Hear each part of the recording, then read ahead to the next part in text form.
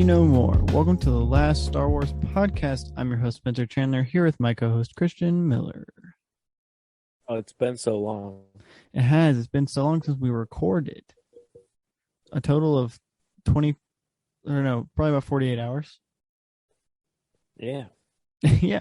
So for the audience, you won't know because I think all three of the episodes are coming out in different weeks, but we're like really pre-recording some episodes right now. But this is I don't know what episode this is of the It's not like last summer where we were like, we need to backlog some episodes. We haven't done any sort of planning. It's just like a feeling where it's like we should probably do more recording.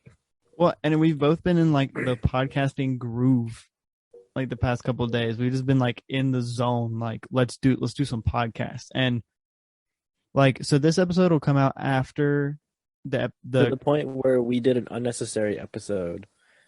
We were like, oh, we should do this for a separate thing, and then we did. Yeah, well, and this is coming out after the Compass Order episode. So like that episode was supposed to be like a 20-minute like bonus episode that might get posted the same week as another episode, and then it turned into an hour-long conversation. So that was just a whole episode that we were gonna record that and this episode that day, and we just weren't able to. So yeah, we're in the groove. And there's probably at least one more that we'll also do this week. So yeah, we're grooving it out. And so I'm also sorry because that means at the beginning where we normally talk about Star Wars in our lives, probably not going to happen on this episode either because nothing has changed since the last recording date. But in not Star Wars news, we're going to see Doctor Strange tomorrow. Not really Star Wars news, but still cool news. Yeah, it's exciting, you know. I'm ready. I haven't. I know that I just went to the theater to watch the Batman, but there was also like no one in that theater, and so I'm ready to go back to the movies and like have lots of people there instead of just going and there being 6 people there for me to watch Batman. So yeah, I'm excited to go back tomorrow. But this is not a Marvel podcast. This is a Star Wars podcast. So this is I don't know what episode, but this is our newest episode of our Resistance rewatch for the first time, in which we will be covering episodes 13, 14, and 15, named The Doza Dilemma, First Order Occupation, and The New Trooper. As with all of these episodes, we will not be doing synopsi. One day I'll learn that word for these episodes because it would take us way too long. So if you want to be caught up in the conversation, honestly, with these episodes, we hope that us just talking about them makes sense. But if you do want to watch them, go real quick and watch them. They're only 20 minutes a piece, and then you can come back and listen to the podcast. It's worth it. So these are, especially these episodes, because these are some pretty good episodes. So go, if you want to, go watch those, come back, listen, and we're going to have some good Star Wars conversations here. Now, I did accidentally watch The Doza Dilemma ahead of time. So let's just start off with that one. Yeah, Sonara getting herself into more trouble, man. Honestly, if I had to be honest, out of the 3 episodes, this one is probably the lowest for me, just because I think the other 2 episodes are really good. And I don't know. This episode is good though, because is this the episode where they were just in, where they go visit the tower, like right before Tora gets taken? I don't think so. Is there this yes, episode? Actually, no. Yeah, this is. Doza Dilemma is when Tora gets taken. Yeah, and so she has invited all of them, and basically the pirate leader was like, hey, you, like, to Sonara, was like, you need to get us into the tower. And she's like, I don't know how to do that. And then very conveniently, Tora's like, do you guys want to come to the tower with me? And it's like, wow, okay. Well, thanks for just sealing your own fate, Tora. I mean, she didn't know, but, also it's very convenient timing. And yeah, so the complications ensue because let me think. Okay, so first off, they play that laser blaster game with what looks like Jedi training orbs, Hmm. like probe droids, except they're meant to be shot instead of shooting at you, and they're holograms. Just another addition to the collection of Torados's video games, which is Yeah, always fun to see yeah. It's the Star Wars version of that. I like to always see how she's like. I like the more we get into her character and see how much different how different she is from the rest of the aces. You know, the other aces are like, hey, let's go like actually flying, and she's like, I'm cool. I like this flying video games, and I like to sit and I like to play all these other video games, but I also want to go out and do normal human things, or like not even normal human things, just normal people things, and not just sit around Yeah, and it's and not like she doesn't see the tower as like this thing that separates her from everyone else. yeah. And Um, granted, part of that comes from her growing up in it, but also it just like is a good distinction between her and the other aces about how they're like. It seems like they're very it selfish doesn't in the. seem like the aces have friends. Yeah, they don't. I mean, other than each other, and even then, it's like they're forced to be friends or Yeah, before because none of them like hype. You can yeah. tell It none of them seems like like there hype. was like they're just work partners. Yeah. So I want to pull something up, unless you have the episode pulled up as well. I do not. Okay, I'll bring You it up. got it. Um,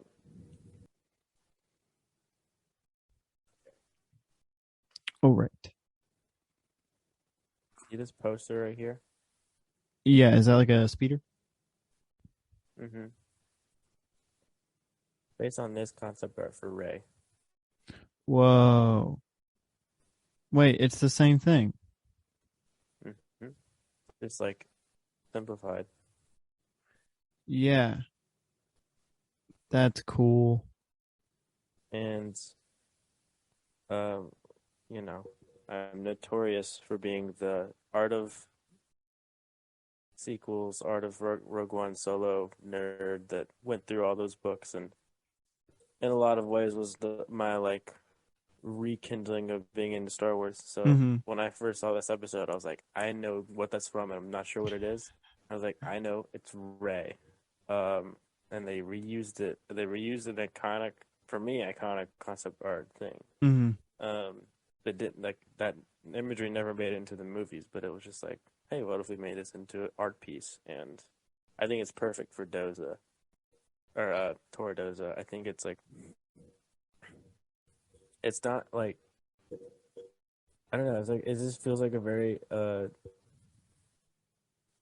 interesting way of like showing what she's into, and like she likes being a pilot. She wants to, even though she has a pretty easy going, rich existence. It's like she's still everyone has that sort of kid in them that like wants to go out there. She has that. It's sort of similar to the twin sons imagery. The same sort of thing. Yeah, So I I just actually like saw. seeing it used in different contexts. Yeah, I saw a Art of the Mandalorian book at Barnes and Noble the other day and thought about you. I was like, I don't know if Christian has this one, but it looks pretty sweet. Was it Um, season one? I think it was season two. I don't have season two yet. Mm, nice. Well, I saw it and it was like I didn't realize how expensive those books are. Yeah, and It's not to mention they often get delayed. The Tross book got delayed by 6 months. It was supposed to come out the same week as the movie, whoa. and then it got delayed. And I was like, oh, I guess they're saving it so they can show Palpatine art. And then Palpatine wasn't in the book. It got delayed for some other publishing reason, and they still didn't put in all the spoilers. That's weird. That's And then a more justified version of that was when the Rebels book got delayed because it had spoilers for Mandalorian. Because it was like, ooh, the dark saber ends up showing up in Mandalorian. These like it showed like some details that like oh yeah. they wanted to save. Yeah, no that makes sense. But the Tross one being delayed doesn't make sense. Um but yeah, so after they play that fun game that you just showed the picture of, we kind of get the pirates who steal. Steal is not the right word. Kidnap. You're stealing a person. No, they steal Tora. I just said steal again.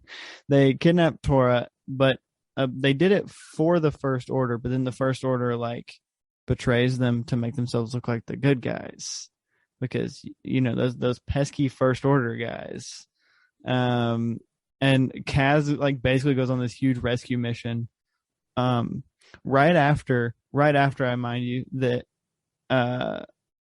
what jeez, I cannot remember her name. Right after Tam is like, I hate that Kaz always gets to use the fireball, and then he takes the fireball out again in this episode. Yeah. And he goes on this crazy rescue mission, and then it ends up all being for nothing because the First Order just like comes in and is like, well, she's ours now, and then makes themselves look like the good guys. Yeah. I think, which is basically, yeah, that's the best. That's basically what happens. It Empire triple crosses, double crosses. I don't know the right term. It's within this bigger double cross of Doza, I guess. Yeah. I found this episode to be okay. Part of it is that I'm watching it on the TV instead of my phone, and I'm not like making dinner while watching it. Yeah. But I felt like this episode in particular is more beautiful than a lot of other episodes. Just very particularly, I think it was just taking in the details a lot more. Yeah, I would agree. But yeah, I like. It's not that I like any pirate character that much in particular. A lot of times when they go into those characters, I find them a little flat. But I just found the way that they were using in this episode really like fun because of like it being Tora interacting with them, and like it was just very fun to see her sort of like messing with them and making it harder for them to keep control of her and like to fight back at Kaz. And I love the design of their ships and their costumes. Like, Yeah. we've talked about this before, I think, but they've salvaged Imperial and Rebellion remnants basically. Yeah. Like the monkey guy has like a bunch of Imperial like officer ranking tiles like just all over his body. Yeah. Which is it just like it's very funny to see like the context change where like they used to denote that you're a serious like ranking, and then now it's like a souvenir that he just sort of pins all over his clothes. Well, and the lead guy is wearing an ATST pilot uniform. Or AT-AT. Did we ever see it? I think it's all the same. I think they're all the same, but I remember it because I got a ATST Lego set when I was little, and he was wearing that costume. The pilot was wearing that costume. Yeah, he's got the hat and the armor piece. The armor piece is also what K2SO's chest is made of too. Let me think. And then the ships are you see a bunch of like TIE Interceptor, TIE Fighter, wings, and the gunner on the back of that small ship, the small like water speeder, had a TIE Fighter cockpit as its window. And it was attached to some other gun. Yeah. I think I really want to see those kinds of pirates, or just like do pirates in Star Wars more in that literal sense of like, yeah, we get it. Like Honda's a pirate. No, like literally, like with a ship on the ocean. They should do that more. Yeah. No, I think so. Like, I think it would be really cool to have somebody like, well, just like a sail ship on the ocean. Yeah, like because like, I don't know, because like sometimes I like when they blow things up to make it like, oh, it's in Star Wars, so instead of like island to island, they're going planet to planet. But it makes it seem even more desperate and like very bare bones in the way that like they could be going world to world, but that's how limited resources they have is that they just have these water They're speeders. bad pirates. Yeah, they're very limited, and so like you can picture, oh, everywhere around there's like all these fast ships, people going planet to planet, and they struggle just to get this one Colossus station and Yeah, take it over. yeah. Um, and I don't even know if we ever see their base. I don't think we do. They just sort of appear, or they live on the ship or something. Yeah. Well, you also almost feel bad for them at the end of the episode when the First Order is like, "How dare you take her? We are taking her back." And I'm like, "Bro, you were like, I know that you're the First Order, so I shouldn't expect anything like more from you. But also, like what the heck? Like, and you almost feel bad for the pirates at the end of the episode. And I never thought that I would like actually almost feel bad for them. And I'm like, oh no, wait, they're still terrible people. They just kidnapped someone. Like, they're still bad, but I don't know. I think the episode did a really good job of being like, yeah, the pirates are actually fun in this episode. It makes it enjoyable for them to watch for more than 5 minutes, and also you kind of feel bad for them at the end. Yeah. Also, the weak way pirate speaks like Andy Serkis's character from Flushed Away. Yeah, Wait, wait, the captain, like that kind of voice. yeah, yeah. It's great. Um, Go ahead. I was saying it feels very familiar, and it makes me laugh every time because I cannot think of anything but Flushed Away when he talks. Yeah. We also had so Kaz's ship gets damaged so much, and then BB-8 is like constantly repairing it. I found that a very cool part of it. Mm, He had this like fire extinguisher, and he was like doing like little repairs with his like finger things. yeah, Um, doing the best he could, I guess, to keep that thing in the air. Um, well, it's called the Fireball and for a yeah, reason. yeah. And then okay, so yeah, Von Reg is the one that returns Torah, and it's just like this very intense moment of Doza is almost like Captain Doza is like barely even in the mood to negotiate, but also doesn't feel like he can resist. So it's just like, yeah, sure, we're not going to talk about this right now. This is not a business meeting. I just got my daughter back. Yeah, Um, but also, what can I even say? I guess, yeah, you go ahead, bring more troops in. Um, it's for as easygoing and like funny as this plot tends to be, it's depressing as the show goes on to see this like bearing weight of the First Order just sort of weigh down on him as yeah, he just like can't rebel. yeah. And it's also in this series of episodes that we finally find out why they care so much about the Colossus. Well, or we get an idea. I don't think it's not confirmed, but but that's in the last episode. So I don't have a whole lot else to say about this episode. If you are good to move on, Yeah, we can move on. sweet. So we're gonna go to the First Order occupation, which basically, You guessed perfectly about what this episode was last time we talked. I know I was really proud of that. I was watching it and I was like, this is exactly what I thought it was gonna be, but I still like it.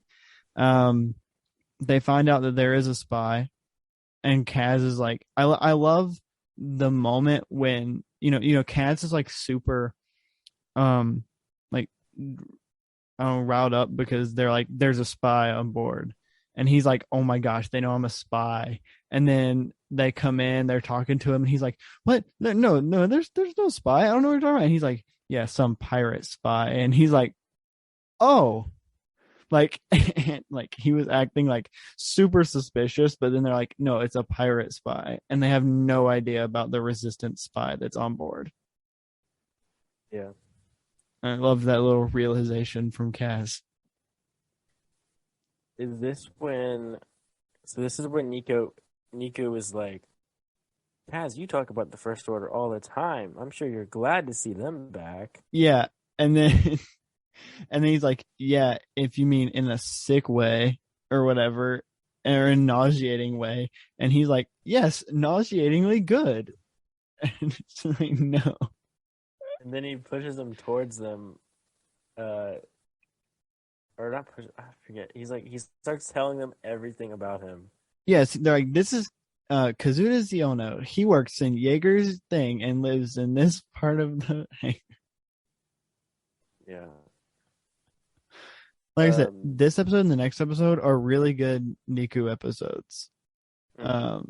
Especially this one because it's at the end of this episode that uh Kaz finally brings Niku into it, and Niku's trying to like draw the troopers away from That was very Kaz and good. Sonara, and it's hilarious, and I love it. And she's like, "Your friend is very brave," and he's like, "No, he's just kind of stupid."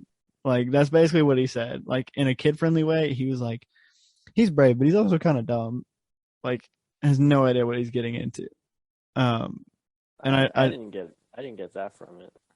well, that's what I was thinking, at least. And I think I kind of put that into Kaz's what he said, but Yeah.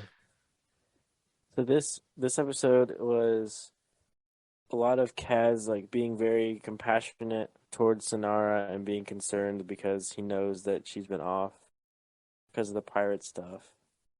mhm. And because in the previous episode she had the previous episode is when he saw her basically give away Torah, but then he also saw her help them at the end.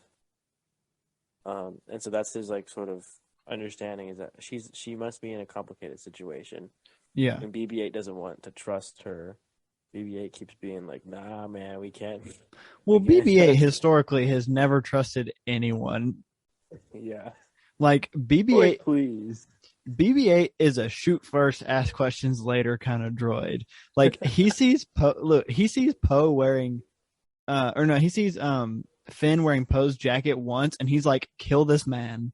Like like he like makes Ray beat the crap out of this dude because he's wearing his jacket. Like who knows? It may be a jacket that just looks like Poe's, but no, let's beat the snot out of this guy. Like BB-8 is doesn't trust anyone. Yeah. And literally, he can make anything into a weapon. A drunk guy goes up to him, puts a bunch of coins in him. He's like, "I know what I can do with this. This is Yeah, ammo." yeah. And he's like R2 on steroids. Like because R2 kind of had that kind of vibe too. R2 had the I don't R2 is very sarcastic and I don't take crap from anybody and I don't trust people until they prove it. But then BB-8 actually does something about it. He's Yeah, like BB-8 will do something about he'll mess you up. Like don't mess with him just because he's a droid. Um, but also in this episode, I think you kind of get the hint that Kaz may have a small crush on Sonara, and yeah. That's where I was getting at. Like, it's a mix of his like, no, I know who she is. I know she's more than just what her outward lies are, which mm, is like part of everyone has these like outward lies in the show. Like Jaeger, we've gone through it with Jaeger. Tam has it to an extent. Niku has is completely honest. Um, and then obviously Kaz has to lie, but he's got good intentions, but there's yeah, consequences to that. mm, And so yeah, he's got such a good heart that he can see that she needs help, and basically finally she sort of accepts that, I guess, yeah, and like is able to like they're able to work through like, okay, you want to help me, and I'm sorry that I put you through this, and I'm ready.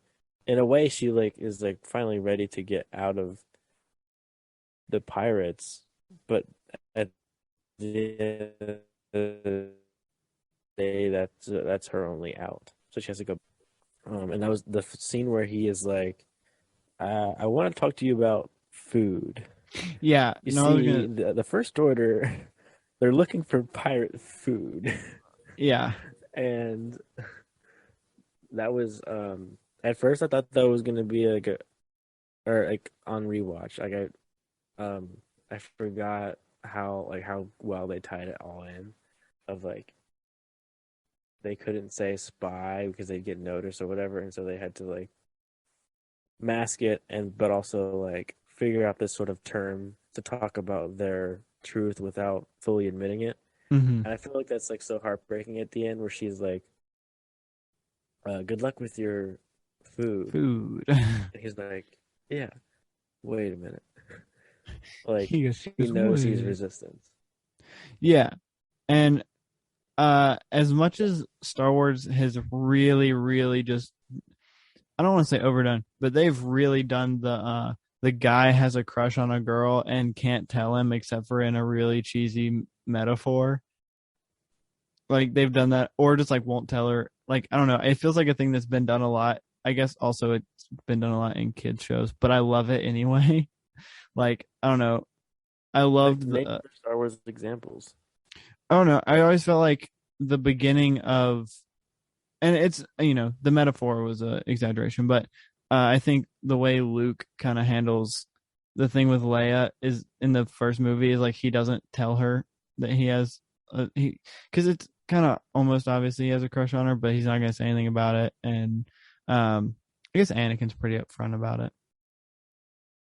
I was I feel thinking like about Luke. Anakin, but Anakin's upfront about it. So I feel like with Luke, he's just had such a un uneventful life to that point that he's just like a princess.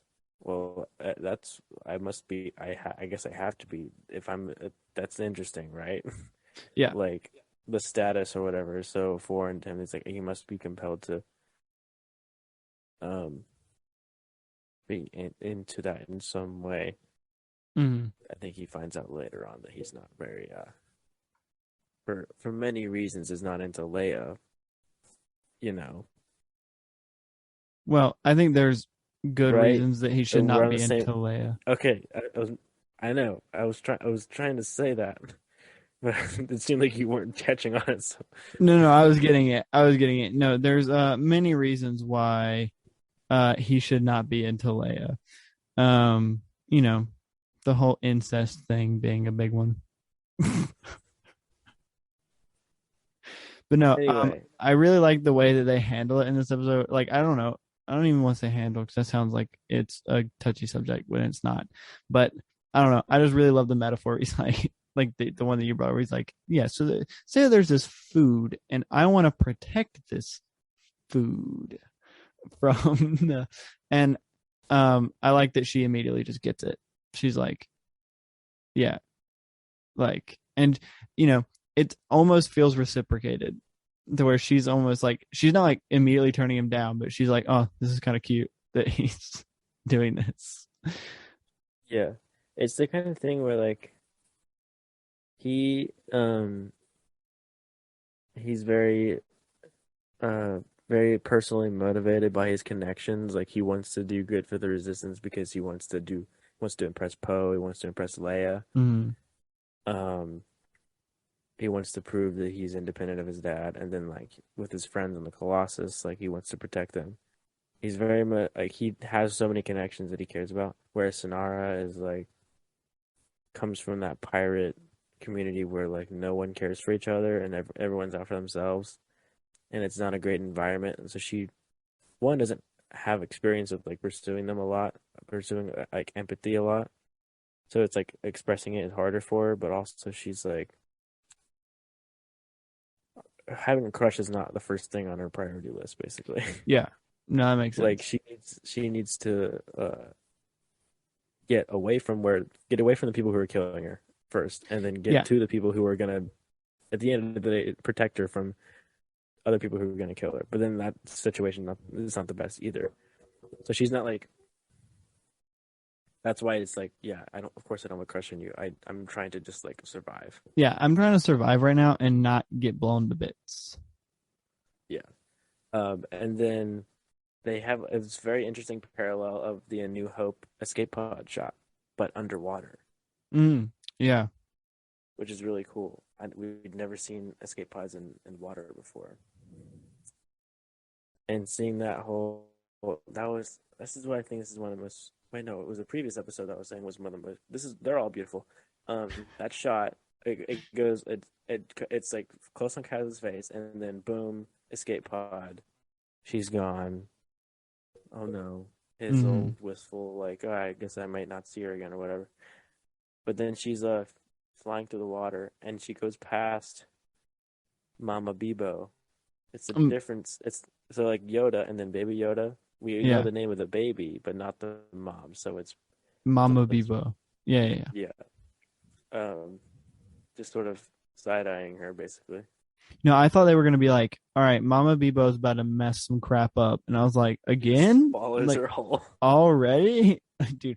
Literally, what popped into my head when I was watching this was like, I don't know why this. I was just like, there's always a bigger fish. Yeah. Always. You had trouble getting away from the first order, but now there's literally a bigger fish. No, like literally a bigger fish. Yeah, but that's what popped in my head, and it popped in my head in Liam Neeson's voice, just like, here you go. I was like, thanks, I guess. Wow, I'm such a nerd. Um, Thanks, Icon. thank you, Ra's al Ghul. I don't know. I still can never watch Batman Begins without it just being Liam You, Neeson. Mr. Taken. Mr. Take. Mr. Feige. Wow, we're gonna get real off I track think here we're if we done don't with reel that this back episode. in. We're done with that episode. Now we can talk about My favorite a new episode of the trooper. week. It is. I love this episode. This Um, is a classic dress up as a stormtrooper. oh yeah. Also, I also just love watching Kaz be so like uncomfortable yet so confident that he can get out scot-free at the same time. Because like he's like he'll be nervous for a second and then he'll say something to like a trooper and he'll be like, yeah, like just doing this and this, and they're like, all right, you need to come with me. We need to go talk. And he's like, what? Yeah. He gets so confident in himself so quickly because he says one thing and they don't question it for a half second. Yeah.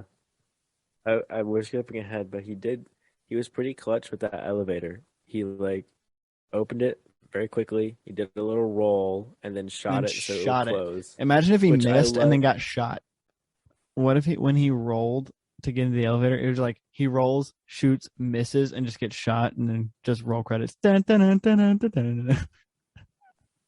Yeah, I was gonna say I love the thing I love about Star Wars physics is that you can always rely on being on just like shooting something and it doing exactly what you want it to do, like Oh yeah, doors closing, um, like any it just like it'll get anything to stop working immediately, and it's like it's something that's never been improved, with no matter how advanced the technology gets in universe. It's always just like if you want to close a door or open a door, shoot it, yeah. and it'll always happen. Whatever it is right now, it'll do the opposite of it when you shoot it. Also, we do need to talk about this. Um, the way holograms work is so confusing,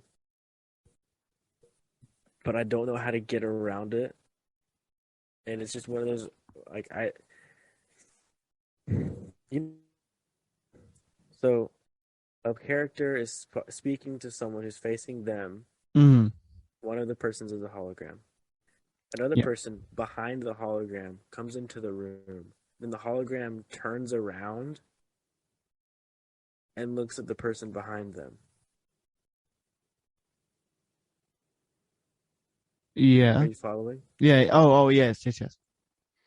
But the person in the hologram, back where they are, they're not looking at a fully rendered hologram of the room. They're looking at just one person. Mm, So, like, and they should not be able to see the person behind them. It makes no sense, but it's something that Star Wars has always done, just as a way of orient. Like, just they just the rule is to always use the character like they're already there, but they're a hologram, and it doesn't matter. yeah, And I think that's hilarious. yeah. And there are times where like, oh, it's like whenever you're watching. When I was watching Phantom Menace and Newt Gunray and the other guy are on like the spider chairs and they're on they're hollow calling Sidious. Like he's on my. I'm like, is he seeing both of them? Is he just seeing Newt Gunray? Like what's he looking at on the other side? Or it's like there's a lot of other examples, and I'm like, Yeah. I don't know. The biggest example that I'm thinking of is like the Jedi Temple. When those people are like hologramming into the Jedi Temple, are those guys also in a giant room with a bunch of chairs and every chair is like hologrammed except for where they're sitting? Like, is that what's going on? Like, what's on the other side of these holograms? Yeah.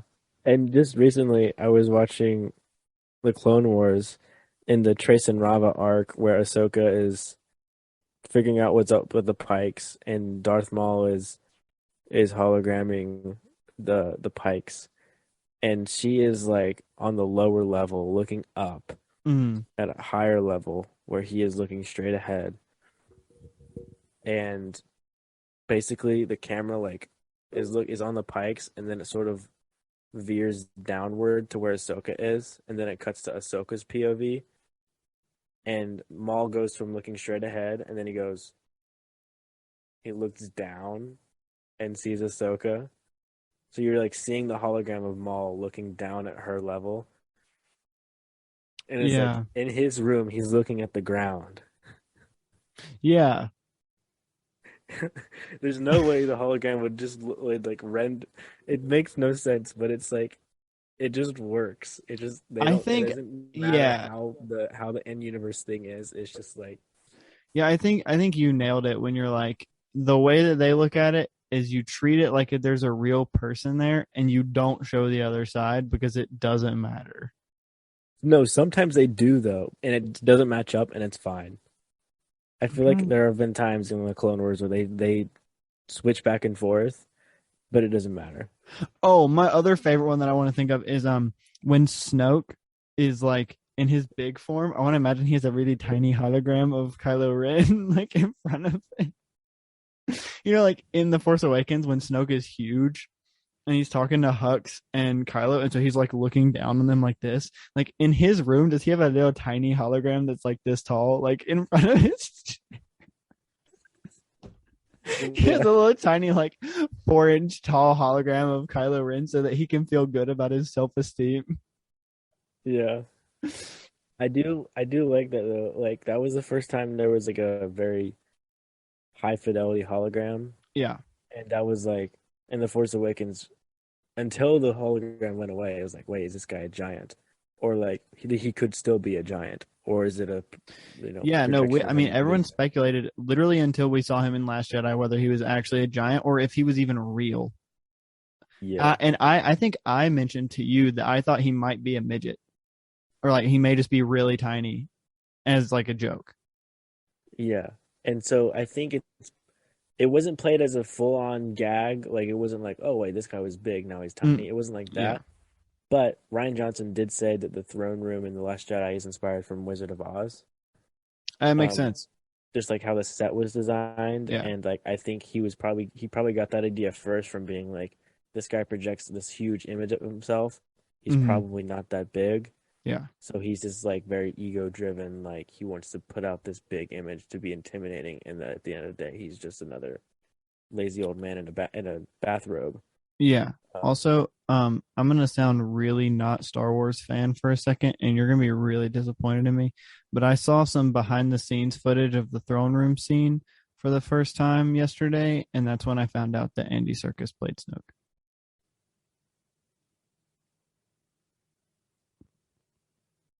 so why I brought up the hologram thing with Resistance is that Yeah. Pyre, Okay. it might have been in this third episode, it could have been the second one. He has that sort of thing where he looks behind him as a hologram. Mm-hmm. So yeah, that was the thing about this episode, that it's in this very like if it just very it annoys me in this way of like I understand what Star Wars is, and like I can never like not think about it anymore. Yeah, but it I doesn't don't think matter. it's a bad It's almost thing. funny. Yeah. That like I just think that like you could apply that to so many other scientific things that can be explained by science in Star Wars, where it's just like no. because it's used as a different thing than what you're using it for. It's a whole new level to the argument where people are like, why don't when people are swinging their lightsabers and someone's blocking them like horizontally, why don't you just like turn off your lightsaber real quick and then turn it back on? Because they would stab you. No, but if they're blocking sideways where they're not looking to stab you and you're like coming down over top, like you could easily just like shing zoom right. But Well, like that's like I don't know, I that's think an it's argument different that when that's a different thing. That's like battle strategy sort of yeah. stuff. Like the Holdo maneuver is like, well, if she did it then why didn't no one else do that in the other wars? Well, it's like she's the first one that thought of it. That's how Also, this works. people don't normally do things that will kill themselves. Yeah. And like then but like like I mean the very simple things like why are there explosions in space? It's yeah, like, well, because there's because it's a no World War oxygen. II inspired movie. Also, how come when you blow up a ship in space, why does it go down? It isn't it's not trying to You know what I'm emulate. saying? Like, no, I'm just giving more examples of what you're saying of like Yeah. those little things where it's like scientifically this makes absolutely zero sense, but it also doesn't matter because it's already science fiction. Yeah. If you're mad about that, you should be mad about the fact that they have lightsabers or they're in space No, at all. if you're mad about that, you should just not be mad about it. Yeah, no, that's what I'm saying. But I'm trying to be like, if you're upset at that because you're The mad, logic applies to everything, so your might as logic well should apply not to be. everything. So you should be mad about lightsabers because Yeah. they can't exist either. So I don't know. This is getting away from us. It What is. happened in the Let's third go back episode? to the new trooper.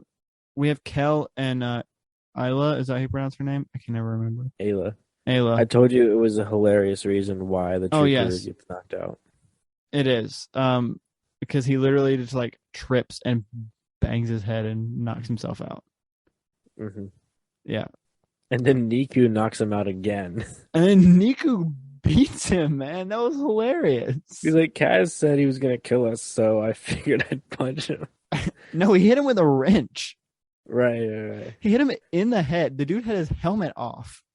And he hit him in the head with a wrench. Like, it's not even like, oh, you just like hit him hard enough that the concussive force knocked him out. Like, no, Niku beat the man's head in with a wrench. He's I okay, so at the end it says that like they say that like basically they're gonna brainwash him, which Mhm. like he didn't barely remembered anything anyway. Yeah. Like Yeah, I he's want to like talk about that. I'm That's sure he's like nuts. not fit for service after that. Like Well, no, but I'm saying like the fact that like I never have they mentioned this in did they mention this in the sequels at all that the First Order will just wipe people's memories? um not in the sense of like they do routine mind wipes or anything like that, but like they brainwash blank slate children basically. Yeah, but that's crazy that they can just like mind like if people like go off book or something or they like go a little bit off the what they're supposed to be doing, they can just mind wipe them. That's crazy. Like I don't know, that's an interesting bit of lore that I would have never known if I didn't watch Resistance. Yeah, dude, there's like so much more to explore with the First Order in terms of stormtroopers. Mm-hmm. That I think warrants a lot of exploration because we had a bit of it with like former stormtroopers in Tross, but like I didn't. I hoped for like a full on stormtrooper rebellion to the point of like literally rebels going against stormtroopers and then like Finn getting through to them somehow and then getting them to turn, Yeah, no, I which is was sort of what happened in a deleted scene from The Last Jedi. Um, but like basically, yeah, it's like they basically in a way it's like ethnic cleansing or genocide where like they take stormtroopers from all over the galaxy and just like there's just missing people everywhere who didn't have a yeah. choice. It's like Hey, it's the same thing that um Jedi did. And people didn't have a problem with it. nope, that's not how they do it at all. No, That's I not how know, the I Jedi know. work.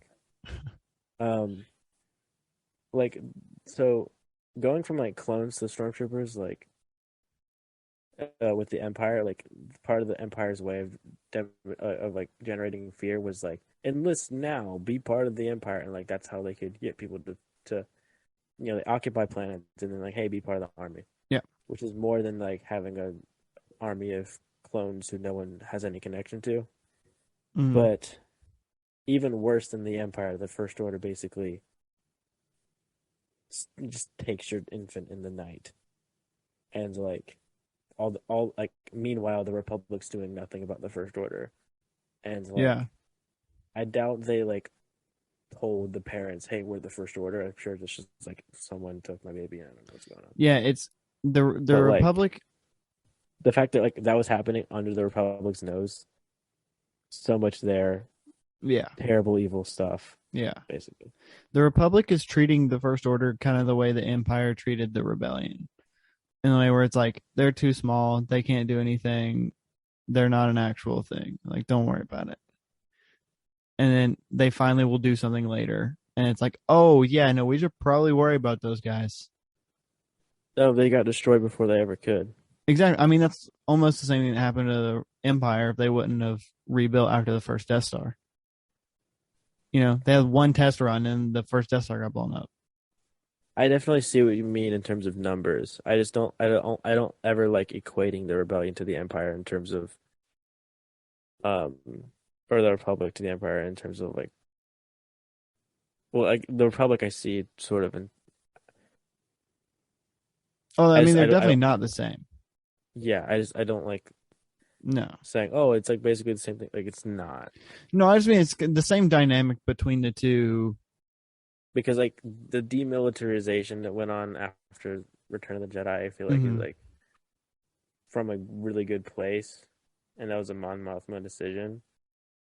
Yeah. It was just very obvious that like in the Outer Rim they didn't care as much, and that's how the First Order stayed alive. Yeah, But there's always, I mean, Leia was always fighting a good fight. for sure. And Also, here's my weekly plug to listen to the audiobook of Bloodline or read the book of audio of Bloodline. It's a great Leia book. I was also gonna also plug something about Leia, and that's it. Sky Talkers is doing a Carrie Fisher series right now. You listening to it? I've listened to the first 20 minutes of the first episode. You should, Really good. if you're interested in Leia or Carrie Fisher, go listen to the Sky Talkers. They just started. They finished up a Kenobi series recently, and they're doing a Carrie Fisher series now. So it's cool. Go listen to it. Yeah. Basically, if you want to engage in the idea of is Star Wars for boys, which is like it ranges. Some people are they just think that that's a foregone conclusion, or like they don't think it's right to think that, but like it just sort of pops up regardless automatically. If that comes across your mind, it's a great podcast to listen to really get the history of how long Star Wars has not been dominated in reality by, well, dominated in terms of like what gets represented, and that like that's a lot of it is just like cis males, but like there's so much more to it. This is a diverse fandom, and you should never let your mind be homogenized. Okay, anyway. Also, isn't Sky Talkers getting a panel at Star Wars Celebration this year? They had one last year, or the last time they had it. I think they're getting one this year too. I don't. It's a different thing. They have like different rooms. Sometimes it's like it's like you get to host your podcast, and like it's not the same thing as like hosting a event for Star Wars. Yeah. I don't know. Anyway, back to this episode. Yeah, like I said, I also love that Tam gets thrown into it in this episode. Tam has mostly just been the background character who gets mad at Kaz, and then she never really gets her own like mission story in any of the episodes. And so I'm glad that she's like basically just being thrown into this, and she's like, what's going on? That question never gets answered, and then something new happens, and she's like, well, what's this? And then that's not answered. Yeah. And they're just kind of dragging her along. You feel so bad for her, because then they're like, hey, here's these turtles and also these kids who are First Order runaways. And and they've been protecting for a long time. Also, Sonara's a pirate, like all at once. And it's also when she gets her eyes open to how bad the First Order actually is. Because Yeah. I think Tam has been like kind of almost defending them for a lot of the series so far. Or has been like, What? Tam with the First Order has kind of been like, well, they're just protecting us. What? Do it. What? Well, I was saying that Tam for the most of the series, anytime that Kaz or anybody like talks about how bad the First Order is, she's like, well, they're just protecting us. Like, they're not doing anything wrong to us. They're just protecting us. And I think right here is the first time that we like someone finally tells her like, no, they're really terrible people. Like, and she's like, And oh, he still doesn't buy it. yeah, she still doesn't buy it, but like, He's like, "Oh, I'm sorry that happened to you, but they probably had a reason." and they're like, no, they just wiped out our entire planet. Name a good Yeah. reason for that. But she was like, my grandfather had to put food on the table by working in a factory, Yeah, basically. And then, yeah, there was a great conversation where it's like Yeager's like, "Nope, you're too young to understand," which I don't even think that's right. I think that's what's contributing to even more of her like bitterness is that like no one's too young to understand evil. yeah, Kaz understands perfectly well why the First Order is bad. So does Niku. So Yeager's like very demeaning when he's like, "Oh, you don't get this because you're just a young girl." yeah. Like, I think that's definitely a bad way to say that because Kaz clearly knows fully well, Well, I even though think, he's the same age, you know. well, I think that's also like a thing that happened in real life too. Like, if we're gonna go back to what the Empire was supposed to represent, talking about the Nazis, right? If Jaeger is someone who fought against let's say that Jaeger was someone who fought World War II on the Allies side, right? Like, I think it's what has happened a lot of times with people who ended up like Jaeger with they have severe like PTSD from it, and they're not gonna like, they will look at the young people and be like, oh, well, you're just too young to realize. When I guarantee when I was young, I still knew the Nazis were bad and were terrible people, and and all that good stuff. But then some older people may say like, "Oh, well, you're just too young." Like, it's a thing that happens with those guys who, like Jaeger. It's because he was fought in that a long time ago, and he's like, "Oh, you just don't understand. It was a long time ago," and because he thinks that he's seen the worst of it, and that no one can get it unless they've like been there, kind of thing. But also, Tam, you should know better. That Tam should know better at this point that the First Order is muy bad.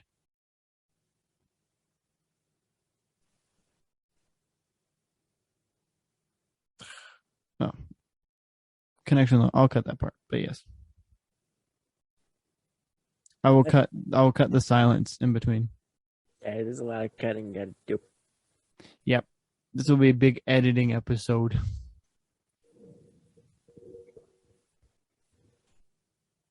What else do we have to talk about? Just the end of this episode. If you have anything else to say,